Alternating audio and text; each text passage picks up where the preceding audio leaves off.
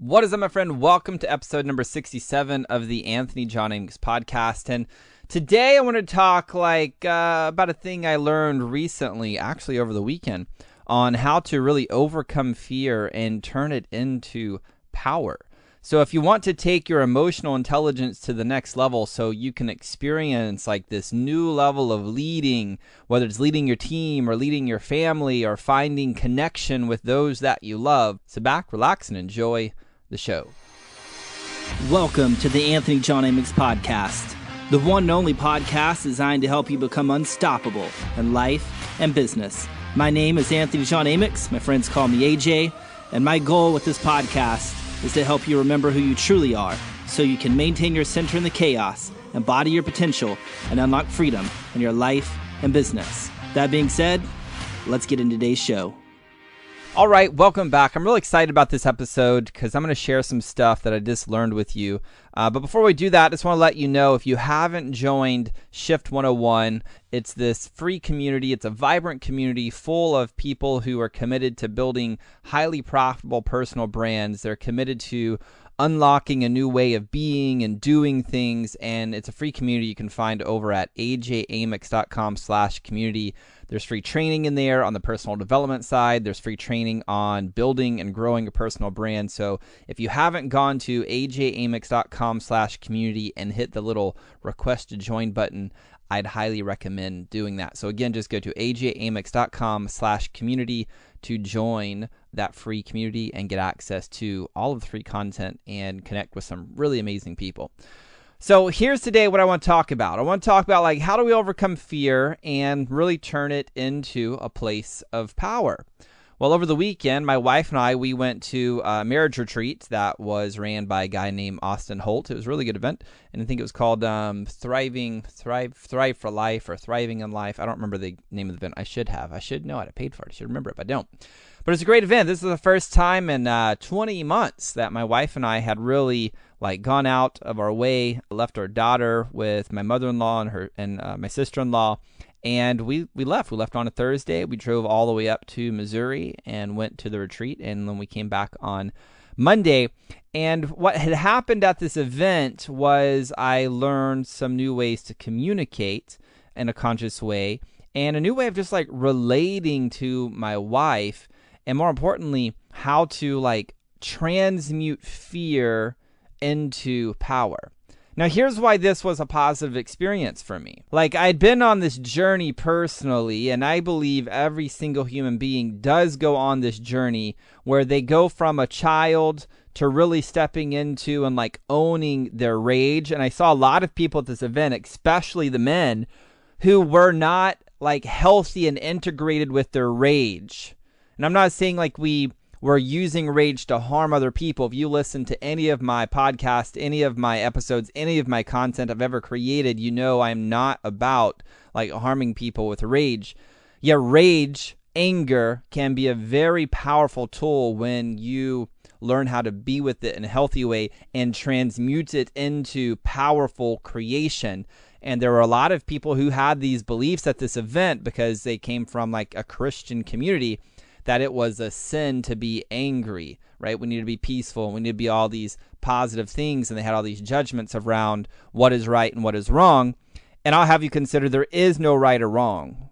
Hurting another human, I would have you consider is not the best choice and isn't an empowering thing to do. And I wouldn't encourage it. And yet there is a way to be with your rage, be with your anger, where it's not doing you, you're doing it. And there's healthy ways to express that, right?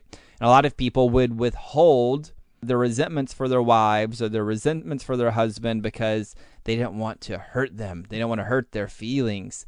And that, my friend, is a hero move. And it's wrapped up in drama. And it's just bullshit. And it's a terrible way to train partners, employees, founders of business, your clients, your customers to relate to you, because I guarantee you it will do nothing but reap drama. So coming back to the point here, there's this journey every single human being is on, I believe, and I'm on this journey as well, where we go from being a child to then owning our rage. And once we're integrated in our rage in a healthy way, then we move into learning how to integrate our warrior. Now, our warrior is not just like a male thing. It's not a female thing. It's just a way of being where you're willing to understand like the dance. And the warrior is not the person who's just like going to chop off the heads, right? Go to war, create battles. Rah. That's not what warrior is, in my opinion. I mean, an integrated warrior, again, doesn't matter if you're female, doesn't matter if you're male, what your gender is, it doesn't matter. The integrated warrior, they know when to push and they know when to pull. They know when to fight. They know when to retreat. They're very integrated. Like I'm a huge UFC fan. Like I love watching the fights. And it's not the violence that I like watching. It's the art form, the martial art form, the war of art, the art of war. And it's like a lifelong practice, somebody being a martial artist and learning how to wield that power like powerfully and correctly. And I'm friends with a UFC world champion. I've been around people who like trained armed forces with hand-to-hand combat, with knives, with guns, etc. And they are some of the most calm, peaceful, loving people I've actually ever met. And yet they are actually capable of incredible amounts of violence if the situation occurs for, it requires that type of action, that type of behavior. So my point here in the warrior is they know when to push, they know when to pull, right? They know how to be in the pocket with conflict and navigate it with ease. And every single one of us, I believe, on this journey, in order to get back to a place of wholeness, we get to learn how to integrate our warrior from a very healthy way. And then when we're integrated into our warrior, the next leap for us in this journey is like integrating and being a great lover, where we're willing to be vulnerable, where we're willing to connect and find intimacy with all kinds of human people. And when I say intimacy, I'm not saying sex. What I'm saying is just like intimacy, deep connection, being willing to be vulnerable.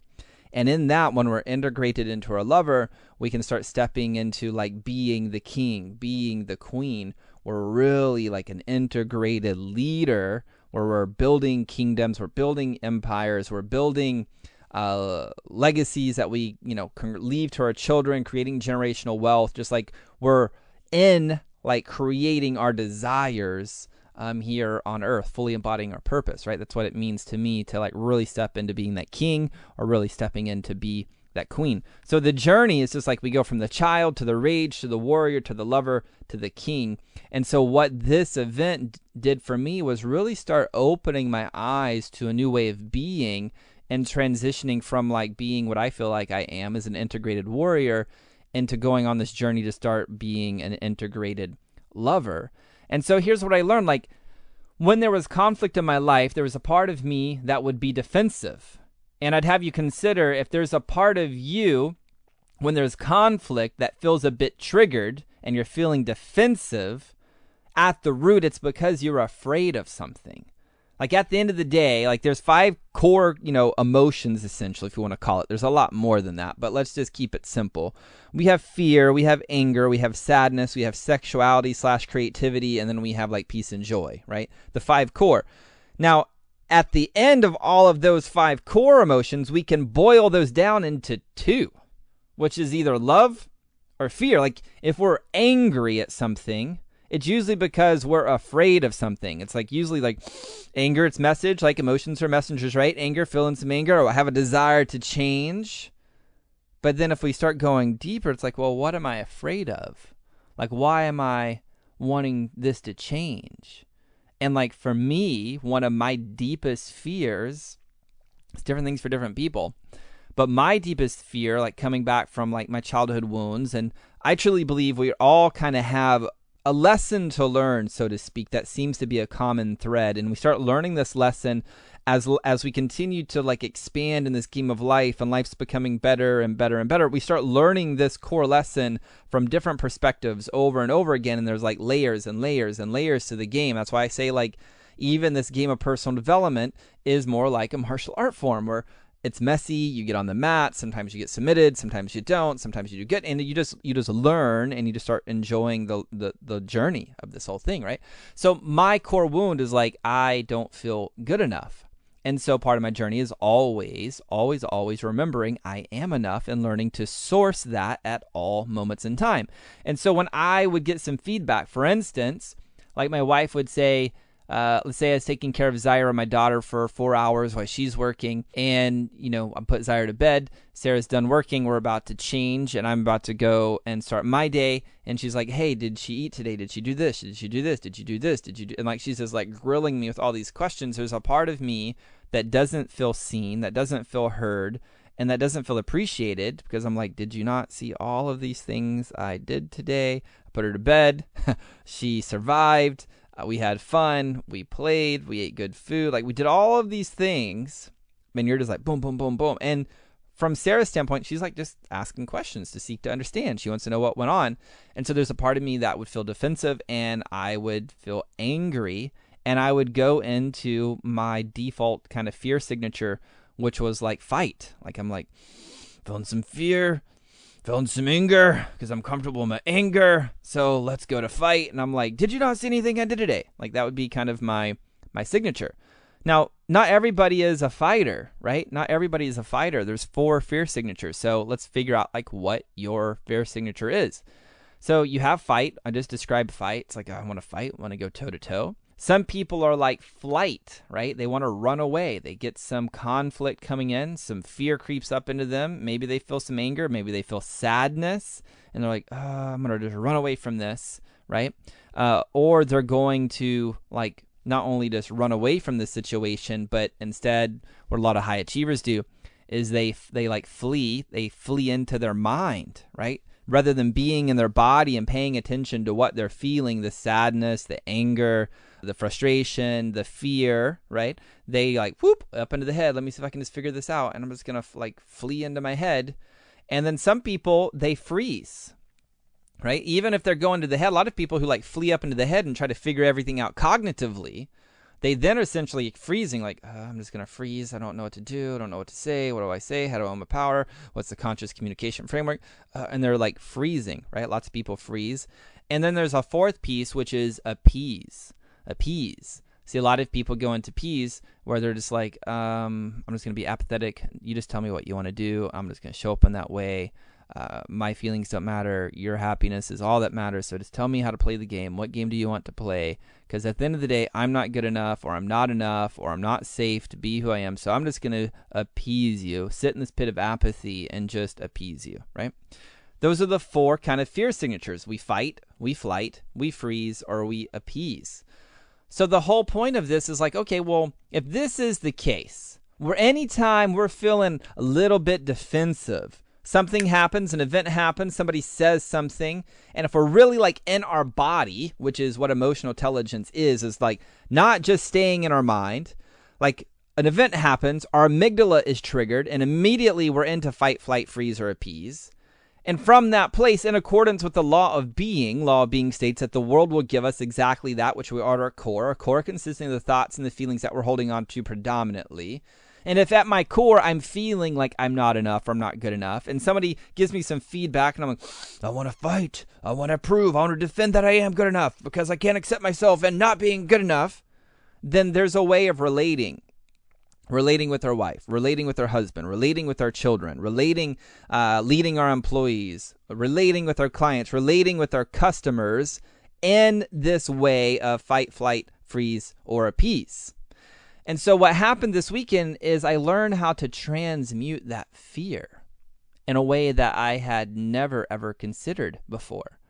See, before this whole event, I would have been like, okay, I'm feeling some anger. What is my truth? And I would contribute my truth. And maybe my truth would come across aggressive. It would come across harsh. And it would say something like, do you not see everything I've done for Zyra this morning? Like defensiveness. Rather than just identifying like, oh, look at this, I'm being defensive. There's some parts of me that are triggered. So I've learned there's 4 fear melters. And I learned this from Austin Holt, who I believe he originally learned this from Gay and Katie Hendricks. So if we can identify, oh man, I'm in like fight. I want to go toe to toe. I want to be heard, which is typically where a lot of like high achieving people tend to play, like the fight game. It's like just melt, like coming back into your body, getting out of your head and identifying like, oh, I want to fight. And like maybe your story is like, don't you see me? And we would just say that, but we'd like pretend like legitimately move our body as if we're just melting and oozing. So it's like, oh, don't you see me? I did so much things for Zyra today.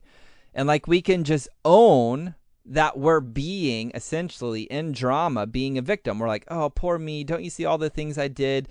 Don't you see that I am enough? Please prove to me. Like we can just own and fall in love with what is and melt. And what happens is that changes the state. It takes us from being defensive to realizing like, oh, how silly is this?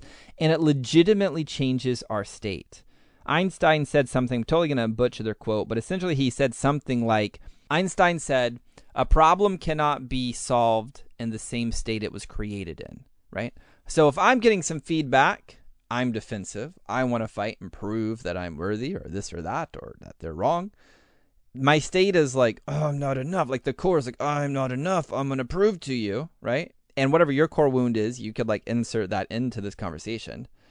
So if I'm trying to fight from that place, that state, then I'm just going to reap that rather than having enough emotional intelligence to be like, oh, have an awareness that I want to fight. There must be something about me that wants to be defensive. Let me just melt and own that I'm going to be a victim. And in that, it like, boom, for me and my wife, diffuses it immediately. Now, if I was in flight, like I want to run away, if that is my fear signature, I can become aware like somebody gives me some feedback and I can find like, oh, I want to run away. Well, then like adopting like a sumo stance, legitimately embodying like planting one leg and another leg onto the ground and getting into like a sumo stance and taking a deep breath and be like, I'm not going anywhere. I'm here for this. And like be in it. And again, that's bringing you out of your head, out of your amygdala, back down into your body and giving you an opportunity to start using more of your brain to start actually communicating consciously, using some of the stuff that you've learned in this podcast, not this episode specifically, but you can go back into some other podcasts and talk about how reducing conflict and using CPR and things of that nature, right? So that's the flight. If we're finding ourselves just freezing, where we're just like, I don't know what to say. What if I hurt their feelings? What if I do this? And we're just like frozen. Well, then just like shake it out. Like move our body. Like shake our wrists, shake our arms, wiggle our body, get back in our body. And what this does is get us out of our primitive brain, back into our body. And we can start using a lot more of our brain function, our mental power to figure out, okay, how can I CPR this? How can we create a win-win, right? Then the other one, fear signature, is like some people appease. And I do this oftentimes. I usually typically will go to fight. Actually, here's my fear signature. First of all, if I truly like have a deep respect for you, I'll freeze. I'll be, I don't know what to do. Don't want to hurt this person. Really care about this person. And then from there, I'm like, okay, here's what I'm going to do. I'm going to move into fight and speak my truth. And then from there, if I'm not getting somewhere, typically I'm like, all right, fuck it. You tell me what you want to do. I don't want to hurt you. You just tell me what to do. And I just go to appease. So I kind of go from like freeze to fight to appease. And if I don't have a deep trust and respect with somebody, I usually just go boom, straight into fight. Like just that's it. And it doesn't even go to, and then if I'm still not getting anywhere, then I probably go to appease. So if I'm finding myself wanting to appease, usually it's because it's like, okay, they're not seeing me. They're not like hearing me. It's no point. So what happens is like I'm not loving myself enough in that.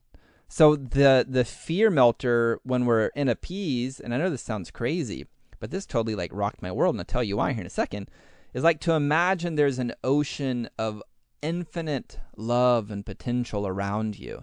And imagine yourself reaching down and scooping it up and just scooping it into your heart, right? Just imagine scooping it up and placing it into your body, because essentially it's a new way of sourcing self-love, respect, trust for self. And we're, again, getting out of the amygdala brain, getting back into our body, paying attention to the feedback, and then transmuting the fear into power, and then using like some communication frameworks like CPR or being the vulnerable problem solver, and starting to communicate to create win-win agreements. Now, here's why this is important. Like, I used to put up coming back from the child into the rage, okay? As a child, In the environment in the household I grew up in, it was definitely appease. I couldn't fight with my mom or dad. I mean, I guess I could, but I knew where that would get me, which was nowhere. So I learned really quickly to just appease people. Tell me the game you want me to play, and I'll play it. Even though my truth was, I don't feel seen, I don't feel understood, right? And that got me to a current level of results, but it capped me out. So then I went into like, okay, well, what's really going on, and really starting to like look at things. And that's where I started to go on this journey of like reclaiming my rage and like befriending anger, because as a child, I saw angry people hurt people, and I made a decision, I will never be angry. And so as a result, I was just walking around in this childlike place of like appeasing, and I wasn't in a place of core power. When I learned how to integrate the idea of core power into my life and befriend all of these emotions, anger is my friend, sexuality is my friend, sadness is my friend, fear is my friend, joy is my friend, then like I'm opening myself up to allow God, consciousness, universe, whatever you want to call it, I'll call it God, to then flow through me. And I started creating some really amazing results in my life, which then also led me into my warrior. But even in that, there was still a part of me that still wanted to fight, still wanted to feel defensive, still wanted to prove, still wanted to defend. And maybe there's a part of you as you're going on this journey from your child to your rage, to your warrior, to your lover, to your king or queen. There's a part of you when there's an event that happens and you're triggered, where you're like, oh, I want to fight. I'm going to flight. Like run away. I'm going to freeze. I'm appease. This gave me, and it will give you, a new way of being, a new way of relating to other people. Now, this sounds weird. It's like, okay, so you want me to notice when I want to fight and just like melt? You want me to notice when I want to run away and like flee and like adopt a sumo position to like stand in the pocket with another human? When I'm like frozen and I don't know what to say, you want me to like shake it out, move my body to like create some possibility and be like, well, what could I say? Or if I'm like in a appease where I'm like, okay, just do what you want. You want me to like reach down and scoop love into my body? This is crazy. This is ridiculous. Here's the thing. If we want a new way of relating, a new way of connection with other humans that we've never had before, then it requires us to be someone different and do things differently than we've ever done before. So when people are like, they look at some of the results I create, they look at some of the results that you create, and you've probably have heard this before, where they're like, you know what? Your life is this and that, and you are just so lucky to have the results that you have. They say some version of that, right? And if you're anything like me and a lot of my clients, many of them are like, lucky? Lucky, really? Do you know how much of hell I have walked through to create the level of results that I have right now? And you think I'm lucky? No, I just put in the work. Right? Having a new way of connecting with people. Like for my wife, like I adore my wife. Like another big thing I learned from there is like turning my wife into an appreciation project, where every day I'm like discovering ways that I can appreciate her, because what we appreciate appreciates. I'm also turning myself into an appreciation project, finding new ways to appreciate me, even outside the game of business, outside the game of like being a husband or a father, but like just appreciating me for where I'm at, because what appreciates. And as a result, by catching myself in these defensive patterns of like, oh, I want to fight. Oh, I want to appease. Oh, I don't know what to do. Like I'm frozen. I don't know what to do. And choosing to melt or sumo or shake it out or scoop up some love, it opens up a new possibility for me to have a quantum leap inside the game of connection with those that I care about most. And as I tried this on, thinking like, even in the game of business, would I, if I wanted to fight, would I just be like melt and be like, oh? And for me, I probably would. And if somebody was like, what are you doing? I'm like, I would just tell the truth, which is like, well, let me be vulnerable. I'm really aggravated right now. I'm full on frustration. And here's what I desire to experience with you. And so I'm changing my state here so you and I can create a new possibility to actually move forward really powerfully. Sounds really crazy. But yet, as I've continued to play on my edges with being vulnerable, time and time again, I find that the more vulnerable I am, the more I'm able to lead my clients and my customers and my family. And the more vulnerable I am, my ego tries to convince me that they're not going to respect me, that they're not going to trust me, that they're going to see that I'm weak. And the more I play into the edge and lean into the bullshit of the ego and tap into my source and trust myself to do what's required on the other side of that, every single time the clients, the customers, my wife, my children, my child, only have one, family members, humanity, they actually have more trust and more respect for me. And they say things like, "Oh, it's so easy for you to relate in this way. You must be so lucky." And I'm like, no, I have just studied this game. I have learned some crazy stuff. And rather than discounting it because it's simple to do, simple not to do, I actually implemented it. And on the other side of implementing some of this simple shit, the game of business, the game of life actually becomes better and better and better. And it really does come down to like, well, how good can I stand it? How connected can I actually feel to my wife? How connected can I feel to my daughter? How connected can I feel to my father, my mother? And like, there's really two reasons that we aren't willing to lean into the edge of our ego and do some of this weird stuff like melting or sumo or shaking out our love scoops. And it's two things. Number one, we either don't do it because we're terrified. And again, this is coming back to the fear piece.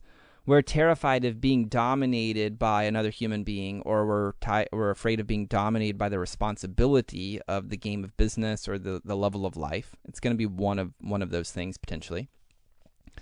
And the other fear piece is we're afraid of being vulnerable. Like we're afraid of the vulnerability of being intimate, right? So oftentimes, like with my wife, she gives me some feedback. There's a part of me that wants to fight. My fear is like, well, if I'm that vulnerable, if I tell her what I'm really experiencing in my body right now is like some sadness, some hopelessness, some resentment, whatever it is I'm experiencing, loneliness, if I speak that and I'm that vulnerable, will she accept me or she will reject me? Because if she rejects me, I'm already feeling like inside of me I'm not enough, I'm not good enough. And if she rejects me, it's going to amplify that. Can I actually be with that? Can I be with that? And the truth is like, yes, because time and time again, I have my clients be with the thing that they're terrified of. I take the journey to be with the thing I'm terrified of.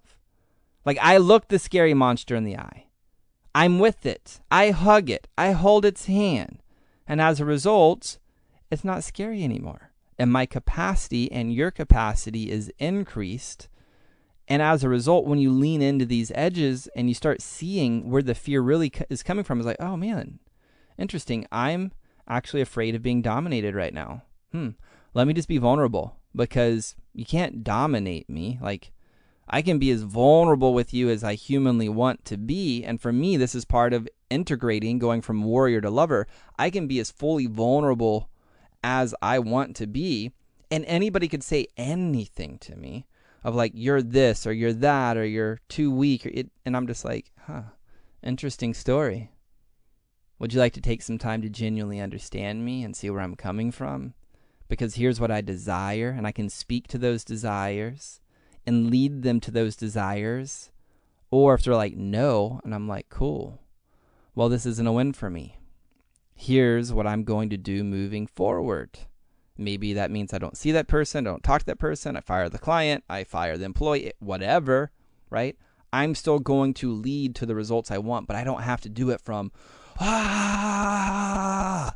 like warrior. There's another way of relating. There's a new potentiality of relating. And this, my friend, is how we start to overcome fear and turning it into power. Now, this doesn't mean like we have to just be like spiritually bypass or use consciousness as like, okay, well, that means I can never be angry. That's not what I'm saying here.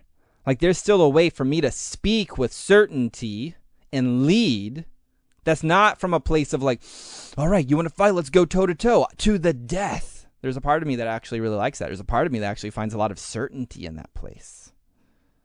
But my own personal edge, and I'd be willing to bet if you're listening to this podcast episode, your edge, because you're comfortable in the war, you're comfortable in the chaos, is learning to like melt a bit, melt and like be vulnerable. And in that, you can still lead with certainty and get your desires. And my whole point of this is when you learn how to overcome your fear by becoming aware of it and transmuting that fear using these 4 fear melters that I'm sharing with you today, that I learned from Austin Holt, who learned from Gay and Katie Hendricks. When you use these things, you transmute fear into power, and you're able to create quantum leaps into your life and into your business, where you really are stepping into the territory of how good can I really stand it, and using fear as the feedback mechanism to realize like, oh, here's what's going on. I'm afraid to be dominated by another human or responsibility. Let me be vulnerable. Or like, oh, I'm afraid to be vulnerable. So let me be vulnerable and press into that edge so we can create some connection and still lead to what I want. So my invitation to you today is this. Where in your life, where in your business are you allowing fear to drive you? And also like to really objectively look like, what is the payoff that you're getting from using your fear signature to try to overcome fear? Like, what's the payoff in that? But also, more importantly, like, what is the cost? Like, what is it costing you to choose to react to your fear signatures rather than using your fear signatures, the fight, the flee, the freeze, the appease, as nothing more than feedback mechanisms that would allow you to actually tap into a new level of core power where you learn how to source more self-love, more joy, and then lean into that edge to be vulnerable, to lead with true power. And when you do that, what actually may be possible for your life and in your business? So my friend, that's going to do it for this episode. I hope this content and this context have served you. I know it has radically transformed my world, and the fruit that I'm seeing from that already has been a real joy, a lot more peace in my day-to-day like living. So if you've enjoyed this episode and it inspired you in some way, I would love to hear about it. Simply take a screenshot of you listening to this episode on your device, post it over to your Instagram stories, and just share like what has been your biggest takeaway. Like, what was your biggest aha? Did you have a breakthrough moment in seeing this? Or maybe you're just like, this is crazy. I would love to hear about it. Just please tag me on that post you make on your Instagram stories. Just tag me using @AJAmix, because that's my handle over on Instagram. So my friend, that's all I have for this episode. Hope you've enjoyed it. Until next time, I'm out. Peace. Well, that's all I've got for this episode of the Anthony John Amix podcast, but we have plenty more to help you become unstoppable in life and business. So head on over to ajamix.com for exclusive resources, information, and tools to help you break through to a new level of freedom, purpose, and success. I look forward to having you back for the next episode. Bye for now.